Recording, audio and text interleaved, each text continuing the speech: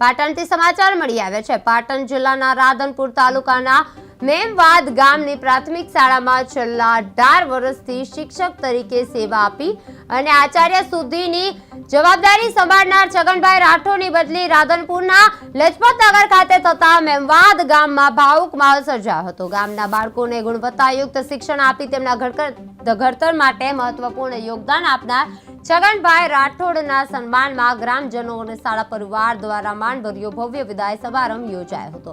આ પ્રસંગે તાલુકા પંચાયત પ્રમુખ ભરતભાઈ પટેલ, ગામના સરપંચ, શિક્ષકો અને શાળાના આચાર્ય, વિદ્યાર્થીઓ, વાલીઓ તથા ગ્રામજનો મોટી સંખ્યામાં ઉપસ્થિત રહ્યા હતા। રોજ 3/2/2026ના દિવસે અમારા મેમદાવાદ પે સેન્ટરના પૂર્વ શિક્ષક એટલે છગનભાઈ રાઠોડની રાધનપુર મુકામે લજપતનગર શાળામાં બદલી થઈ। એના નિમિત્તે આજે એમનો વિદાય સત્કાર સમારંભ રાખ્યો।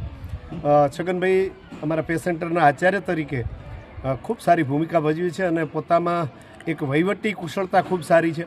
એ વહીવટી કુશળતાથી એમણે આખા સેન્ટરનો વહીવટ ખૂબ સારી રીતે કર્યો છે।